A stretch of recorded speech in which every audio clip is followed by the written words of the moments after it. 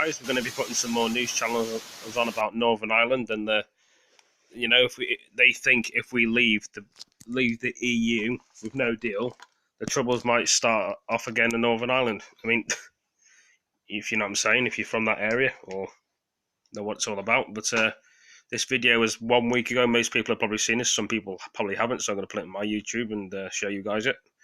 If you guys are from Northern Ireland or Belfast, you know what this means, and people that are from the UK have probably seen it before. But anyway, and Scotland and Wales have probably seen this programme before. Anyway, let's press play. Well, we're surrounded here at the Museum of Free Derry by the history of the Troubles, and today marked 50 years since that defining event. British troops deployed on the streets around us to quell violence between the Catholic community and the Royal Ulster Constabulary, as it was then. No one here needs reminding about the years that followed. Many thought those days had long gone after the signing of the Good Friday Agreement, but Brexit, and specifically talk of a hard border, has brought murmurs of division back into the conversation, and there are many who fear a return to violence. Channel 4. 50 years ago today, it was the moment that changed Northern Ireland forever. British forces sent into Derry to help put an end to the riot they called the Battle of the Bogside, the start of a military deployment that would last almost 38 years.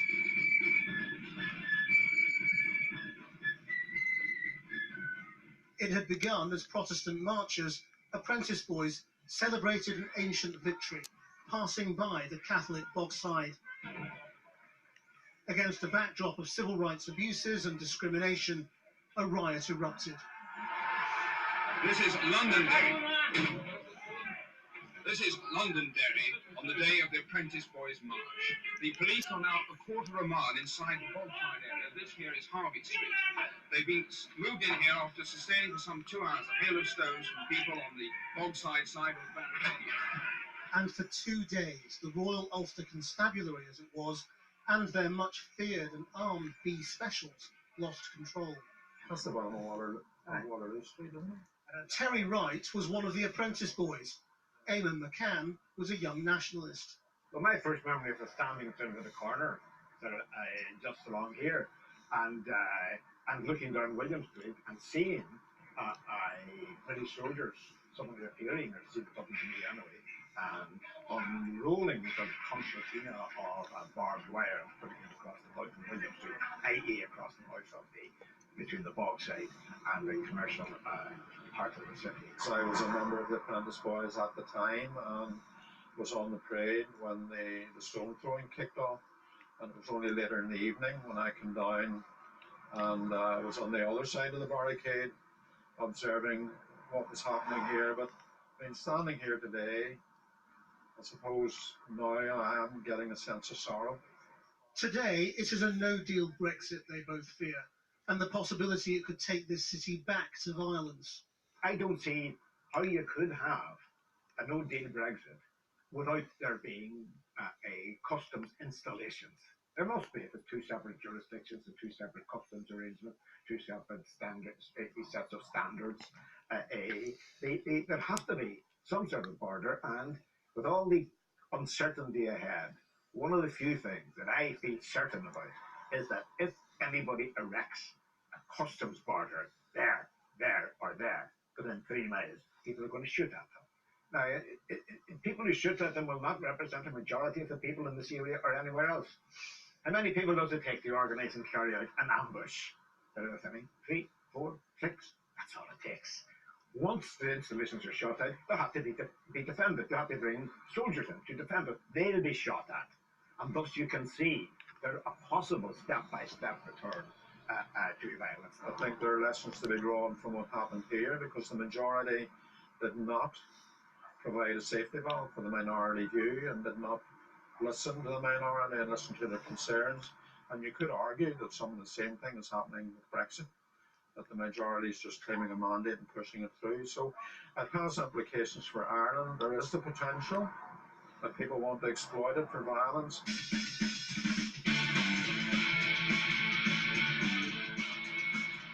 In the city that spawned the Undertones, there's still a thriving punk scene, including touts. But anyone enjoying teenage kicks here was born after the Good Friday Agreement, like Jason, the drummer.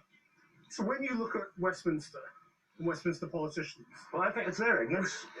Any situation that will be created where there is violence will be created by ignorance in Westminster. That's the only thing. so in a way, do you think there is the same discrimination going on now that there was 50 years ago? Discrimination maybe being the wrong word, because I don't want to make it sound like I'm a second-class citizen, which definitely someone from the Bogside might have been treated as in the past, but I don't feel that now. But I do feel that I'm not cared about, and I'm not being accurately represented, and I'm not being looked after, and no one is fighting my corner on the table. Not the Secretary for Northern Ireland, definitely not Boris Johnson, not the DUP, and not Sinn Féin. No one's looking after me and my generation. And that failure of political leadership as no deal approaches is one the older generation feel too.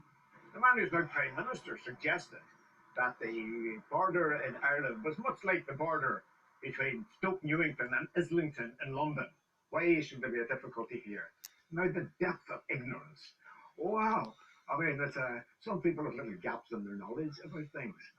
I say that Johnson's knowledge is a little gap in his ignorance. He comes from Eton after all, sort of where which is just smooths out the ignorance of the British ruling class, polishes them up and stamps them out into the world to rule lesser breeds. A little bit of prejudice coming out there, maybe. Well, joining me now is Sinn Féin's Alicia McCallion, the MP for this city. The SDLP leader, Colin Eastwood, is also with us. And from the Irish Parliament, the TD for Donegal, just over the border, 3 miles from here, Charlie McGonagall. And from Belfast, we have the Ulster Unionist leader, Robin Swan. Mr. Swan, let me just begin with you. In this argument between Philip Hammond and Boris Johnson, whose side are you on?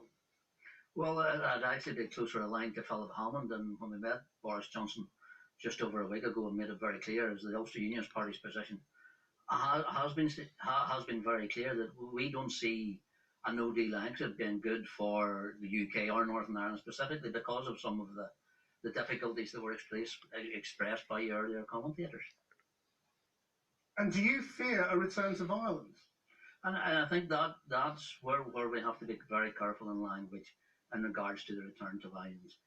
Because if we start talking up the possibility of a return to violence, especially here in Northern Ireland, it gives legitimacy, or it could give an excuse for those who are intent on violence, no matter what the reason and no matter what the rationale. So I think it's imperative that actually politicians take a responsible step and actually try to de-escalate the language around the potential of violence that's going to be related solely to Brexit. We're in a difficult political situation here in Northern Ireland, and I don't think as politicians that we should be given any excuse, credence or cover to those who are actually intent on violence, no matter what the reason. Alicia McCallion, this argument goes on in London, and they use this sort of militaristic language of betrayal and collaboration. What does no deal Brexit really mean here, when you're so close to the border? There's a word that's used very often when you describe what the potential of Brexit would have on a city and a region such as this, and it's catastrophe. And that's not exaggeration.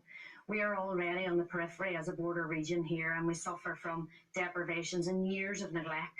So any type of border in our region will have devastating impact. I mean, we spoke to a variety of people on both sides of the divide here, who have all talked about their fears of a return to violence. Is that something you share?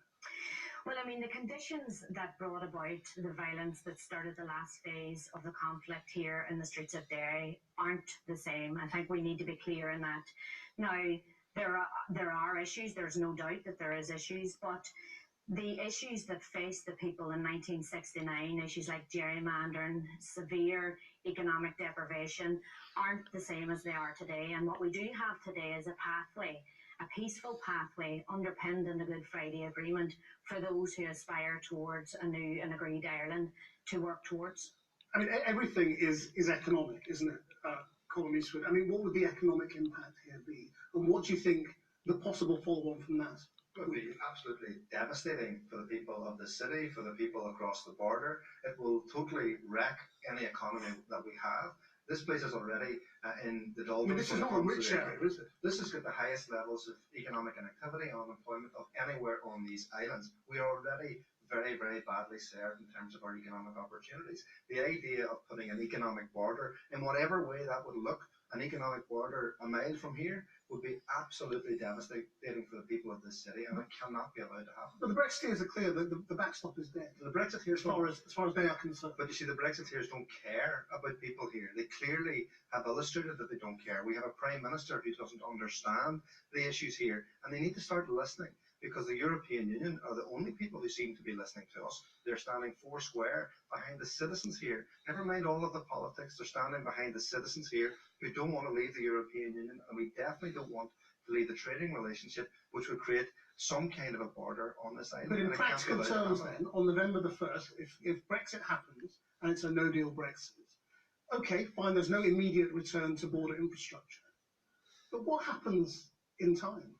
Well, I think our economy will grind to a halt. I think we are very dependent on export. We're very dependent on all of the opportunities that we see across the European Union, but we're also dependent on the progress that we've made, the opportunities that we've had to create friendships and relationships and businesses right across this island, and we're not about to give that up. So I think what's going to be very clear, whatever happens on the 1st of November, Northern Ireland will be remaining in the customs union and single market. It's up to Britain whether or not they want to do that as well. It would be economically crazy, in my view, for them to leave. But they won't. Well, let's see what they do, because it would be economically crazy, in my view, for people to allow that to happen to them, but won't be happening to us because people here won't allow it to happen. Charlie McConroe, I mean, what will happen in practical terms when both sides say there'll be no return to a hard border, there will be no infrastructure set up to shoot out or to attack? How will you enforce customs? Well, of course, growing up here, we had customs posts, we had military posts on the border, and we had lots of troubles as a result of the strife that created as well. The European Union and the integration of the European Union allowed the removal of barriers north and south, which actually provided the environment within which the Good Friday Agreement could be agreed. So if we actually saw a hard border on the 1st of November now, it would undo a lot of that actually integrated nature of trade and relationships between Northern Ireland and the Republic. And we see that particularly, for example, in agriculture, where we have an all-island animal health, an all-island agri-food sector, with 1/3, for example, of the milk, which is produced here in Northern Ireland, processed in the Republic, and likewise a lot of livestock processed in the north, which is produced in the south, and that's across all other sectors of trade as well. So for a hard border to happen would put all that at stake and would undoubtedly lead to a massive economic shock, apart from the other social consequences that it would have. Precisely, and a lot of the pro-Brexit MPs in Westminster think that means you, Ireland, will buckle in the end, and you will change your tune and you will accept whatever it is that they're putting to you. I would make the point here, and I think there was a lot of merit in what Philip Hammond said, but I think we have to remember back to what the Brexiteers said in advance of the referendum as well, no more so than the current Prime Minister, Boris Johnson, who said he would never see any Prime Minister bring the UK out of the single market. I remember the then Secretary of State, Theresa Villiers, coming to Northern Ireland during that campaign and reassuring everyone that under no circumstances would a Brexit vote deliver a hard border in the island of Ireland. Yet we see them now flying a very different message and taking a very different approach, one that actually isn't in tune with the democratic mandate that they would have sought at the time, and one that would be tremendously and immensely and irrevocably damaging to Northern Ireland and to the border areas that are around it. Let me just go back to Robin Swan, who's been listening in Belfast. I mean, do you agree with the impression we're getting here that actually, if no deal goes ahead, we are looking at the customs border in the Irish Sea? Well, look, and I think that's why, as a unionist party, we actually opposed the backstop that was included within the withdrawal agreement, because in our opinion, and in the opinion of David Trimble, an architect of the Belfast Agreement, the backstop actually drove a coach and horses through the principle of consent, and that principle of consent is a building block of the Belfast Agreement that allows Northern Ireland to indicate it as a part of the United Kingdom. So when we go to establishing a border down the middle of the Irish Sea, it actually drives that coach and horses through that principle of consent that sees this Northern Ireland being part of the United Kingdom. And I heard one of the other commentators there talking about the trade relationship that we actually have on these islands. And that is because of the success and actually the outworkings of our own assembly working in Northern Ireland. So, the challenge that comes with Brexit, some of those challenges that are going to face the people here in Northern Ireland can be helped, can be resolved by actually a functioning assembly here in Northern Ireland, something that we don't have and something we haven't had for 2.5 years. Indeed, last word, Colin Eastwood. I mean, you were shaking your head at that answer. I mean, bring us back to this question of how much more real the threats of no deal feel when you're sitting here in Derry. Very real, and people here feel it. They feel it right across the border regions, whether on this side of the border or the other side. Because as Charlie has said already, the Good Friday Agreement was underpinned by our membership, our common membership of the European Union, which allowed us to develop relationships and business right across this island and into the European Union. To put that a threat, to threaten that at all, whether you're a British Prime Minister or anybody else, you're threatening an international agreement that has been written and supported by the people of this island, and it's totally and utterly wrong. And the people here will not have the precious progress that we've made threatened by anybody, no matter which street they live on. Thank you all very much indeed for joining us. So, 50 years after the Battle of the Bogside, what do the younger generation make of a possible no-deal Brexit and what it may mean for their futures? I'm joined here by Sarah Canning, whose partner, Lyra McKee, was murdered in April by dissident Republicans, student Tegan Nesbitt, and dance teacher Georgina Key McCarter. Sarah Canning, you famously gave a lot of politicians an honest appraisal of what you thought when they came to join you in mourning Lyra. As Boris Johnson accuses people in his own party of being collaborators, what would you say to him? The extremist language is why we are where we are at this minute in time. We are looking at possible decimation of the union in the face of Brexit. We're looking at massive economic collapse, possibly. To use language like that is just going to whip up the people's anger who believe that is a good thing. It alienates the people who could be on a side, and it pushes further away the people on the other side. I don't believe extremist language helps anyone. And how do you feel, 78 days from Brexit, whether it's no deal or deal, how that's going to change your life? As a person from Northern Ireland, I'm scared. Things here are already massively in upheaval. We're seeing, Brexit benefits some people and doesn't benefit other people. There are people from my background, from a Republican background, who view it as the end of the Union and the start of a united Ireland. There are people from a unionist background who are fully entrenched in it for whatever reason they have. And there are people from both backgrounds who believe that it's going to be so detrimental to our communities. So for me personally, it's a frightening prospect. Tegan, you're doing A-levels. How is the prospect of Brexit changing how you see your future? Well, for a girl who once wanted to travel all around the world and go around and see everything she could before university, it's absolutely terrifying. I now have been limited to only wanting to apply for one university in Northern Ireland just because it's safer. It's safer for me, it's safer for my family, because who knows what's going to happen after Brexit, the deal or no deal happens. We could have fees that are absolutely through the roof. And that doesn't just affect people like me, it affects people who are going back to doing education, it affects all of us, really. Obviously you can still travel. There will almost certainly be visa-free travel eventually. But where did you want to go to university if you could have gone anywhere? Initially, I actually wanted to study over in maybe Spain, or I was thinking of going over and doing a modern languages course, but I was put off that totally because I was almost always, you can't sit in on an EU conference nowadays. What are you meant to do? Just sit around, just speak Spanish, just run the streets, So I was put off doing a languages degree because of something that I couldn't control or vote in because I was too young. Georgina Key McCarter, you voted for Brexit. I did. What would you say to Tegan? I just don't want Brexit to be another big negative on Northern Ireland.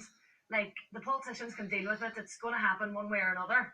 But we've got so many good things that we need to promote in this country. It's a wonderful place to live. It's got its troubles, but every country has its troubles. It really is a very special to live. It's a very special place to study. We shouldn't have any fear for the future because it really is a wonderful place to be. So you're in the power of positive thinking, Boris Johnson mindset. Does that apply even if it's no deal? If it's no deal, it's no deal. This is a wonderful country.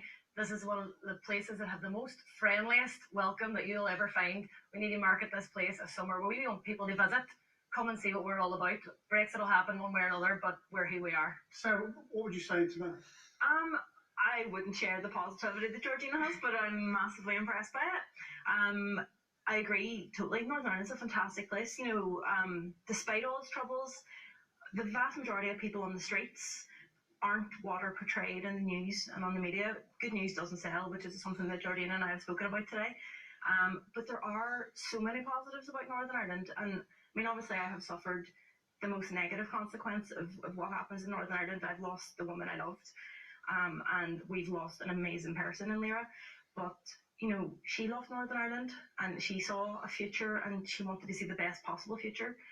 And that's just, you know, that's something that's going to, it's, as Georgina says, whatever happens is going to happen. It's how we come out the other end of it. And how do you feel at the moment? I mean, around this sort of 50-year anniversary of Battle of the Bogside and the way it's being portrayed on all sides? I feel that it's again with the extremist language. There's a lot of this kind of blitz spirit that we're hearing about, and it's the same with a lot of people who are portraying the Battle of Bogside in sort of glorious terms. It was an awful period of time where, you know, it's a wonder that lives weren't lost. It led to so much more conflict down the line. So glorifying it and making it seem to the young people who don't see a future and don't have any positivity in their lives, making it out to be positive, to me, really isn't the best use of media time. And do you have an answer as to how you avoid history repeating itself? For me personally, I really think that the best thing that we can do as a society is to be more integrated with our neighbours. I know that, and since I've grown up and I have opened myself out more, because we are quite a divided society. I've got friends from all backgrounds, and I am open to all types of culture, and I think it's great to see it celebrated here in the right ways. Well, that was very interesting, guys, about Northern Ireland and what could happen and this and that and the other.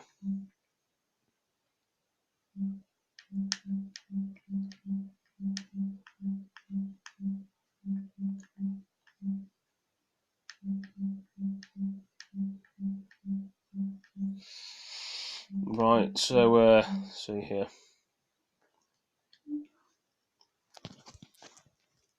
Let's put some Boris Johnson news on.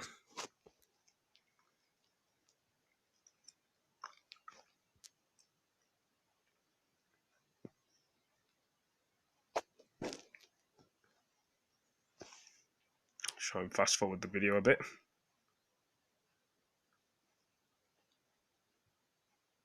If you got 2 minutes, guys, I'm going to fast forward the video.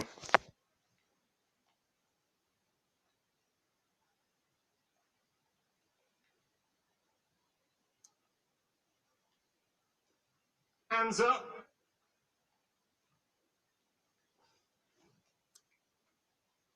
Out in regions. So if you listen, okay, so London, can you put your hands up? Okay, London. Scotland. So typical, Louis. Northwest, please. West Midlands. Southeast. Very impressive. Southwest. Southwest. We need lots in the southwest. Yorkshire and the Humber. Winners so far. Second. Northeast. Wales. East Midlands.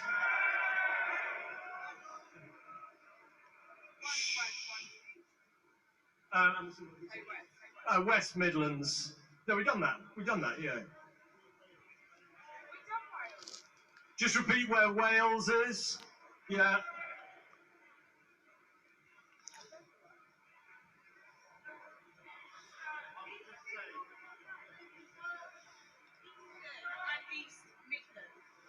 Eastern. So if you're East Midlands, get over there with East Midlands, and if you're Eastern, get over with Eastern. So East Midlands all together.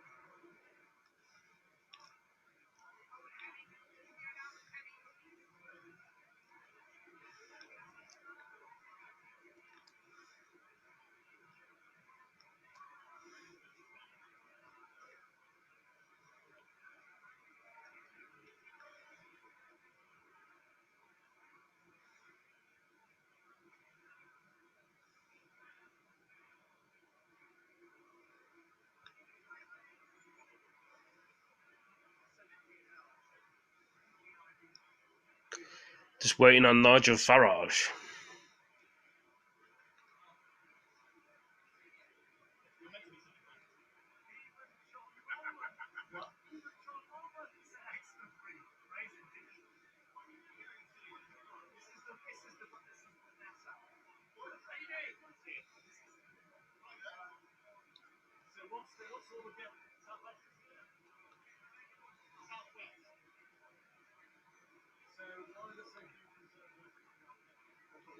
I'm going to try and fast forward this on for you guys so you don't have to wait for all the stuff on the thing.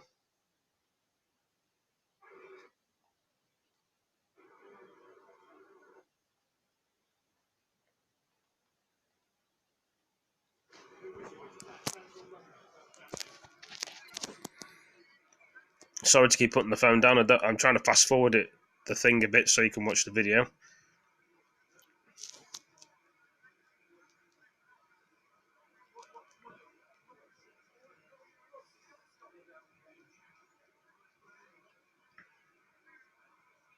Right, so I'm trying to fast forward it again.